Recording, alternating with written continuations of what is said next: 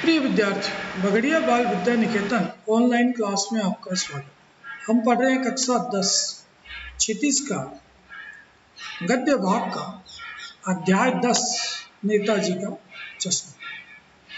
इसकी पूर्व की ऑनलाइन क्लास में हमने पढ़ा कि हवलदार साहब जब उस कस्बे से गुजरते हैं तो वहाँ एक कस्बे की पूरी जानकारी देने के बाद एक मूर्ति लगी देखते हैं और उस मूर्ति को देखकर उनके मन में उस कस्बे के लिए विचार आते हैं और उस मूर्ति कैसे बनी होगी ये उनके मन में विचार आते हैं।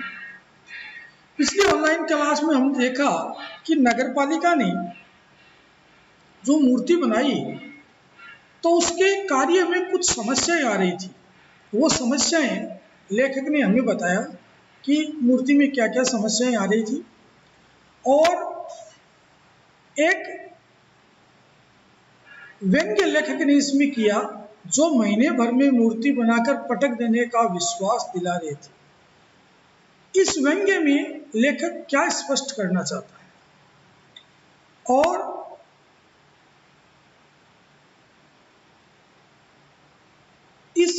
इन दोनों प्रश्नों के उत्तर हमें ढूंढने हैं कि ये दो कारण क्या थे। इस पूरे पैराग्राफ में दो प्रश्न बन रहे हैं जो आपको अपनी अभ्यास पुस्तिका में करने हैं। पहला प्रश्न, छोटे कस्बों की नगरपालिकाओं को किसी सार्वजनिक निर्माण में कौन कौन सी समस्याएं सामने आती है, यह हमें इस पैराग्राफ को देखकर करना है। पूरी से लेकर विश्वास दिला रहे थे पैराग्राफ तक हमें पढ़कर इस प्रश्न का उत्तर जानना है। इस प्रश्न का उत्तर ये हो सकता है जो हम बिंदुवार करेंगे। पहला कारण,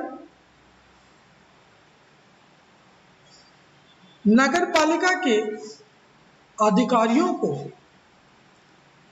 देश के अच्छे मूर्तिकार की जानकारी न होना। दूसरी समस्या थी, इन नगरपालिकाओं के पास ऐसे कार्यों के लिए पर्याप्त धन की व्यवस्था न होना। तीसरा, इनका काफी समय सोच विचार और निर्णय लेने में चला जाता है। नंबर 4, कम समय में कार्य पूरा करने की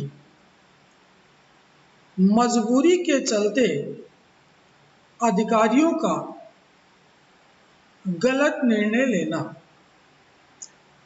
इस तरह से ये जो पैराग्राफ हमने पढ़ा, इस पैराग्राफ में ये तीन प्रश्न मुख्य रूप से, दो प्रश्न मुख्य रूप से हमारे सामने आते हैं। इसमें पहला प्रश्न मैंने आपको दिया और उसका उत्तर भी आपको समझाया। दूसरा प्रश्न इस पैराग्राफ में हमें ये समझ में आ रहा है कि मूर्ति बनाकर पटक देने में छिपे व्यंग्य को स्पष्ट कीजिए। इसका उत्तर है, मूर्ति बनाकर पटक देने में कार्य को जैसे तैसे निश्चित अवधि में पूरा करने का व्यंग्य छिपा है। निर्माण अच्छे स्तर का हो या न हो, उसमें गुणवत्ता हो या न हो, बस काम पूरा कर देने की समस्या की गैर जिम्मेदारी प्रणाली पर व्यंग्य किया गया है। हड़बड़ी में, जल्दीबाजी में कार्य कराने और गुणवत्ता से समझौते की प्रवृत्ति पर भी कटाक्ष किया गया है। इस तरह से ये दो प्रश्न हमें इस पैराग्राफ में मुख्य रूप से समझ में आ रहे हैं। आज हम इसके नीचे वाला पैराग्राफ का अध्ययन करेंगे। जैसे कि कहा जा चुका है, मूर्ति संगमरमर की थी, टोपी की नोक से कोट के दूसरे बटन तक कोई 2 फुट ऊंची, जिसे कहते हैं बस्ट, जो शरीर के ऊपर का हिस्सा होता है, सुंदर थी। नेताजी सुंदर लग रहे थे, कुछ कुछ मासूम और कमसीन भी लग रहे थे। फौजी वर्दी में मूर्ति को देखते ही दिल्ली चलो और तुम मुझे खून दो वगैरह याद आने लगते थे। इस दृष्टि से यह सफल और सराहनीय प्रयास था। केवल एक चीज की कसर थी जो देखते ही खटकती थी। नेताजी की आंखों पर चश्मा नहीं था। यानी चश्मा तो था, लेकिन संगमरमर का नहीं था। एक सामान्य और सचमुच के चश्मे का चौड़ा काला फ्रेम मूर्ति को पहना दिया गया था। हालदार साहब जब पहली बार इस कस्बे से गुजरे और चौराहे पर पान खाने रुके, तभी उन्होंने इसे लक्षित किया, केंद्रित किया। इनका ध्यान उनके ऊपर गया। उन्होंने इसे नोट की इस बात को कि मूर्ति बहुत सुंदर है, लेकिन उस पर चश्मा नहीं है, और उनके चेहरे पर एक कौतुक भरी मुस्कान फैल गई। वाह भाई, ये आइडिया भी ठीक है, मूर्ति पत्थर की लेकिन चश्मा रियल। इस तरह से हमने देखा कि इस अध्याय के आज के भाग में हमने जाना कि मूर्ति जो नेताजी की बनी थी वो बहुत ही सुंदर थी।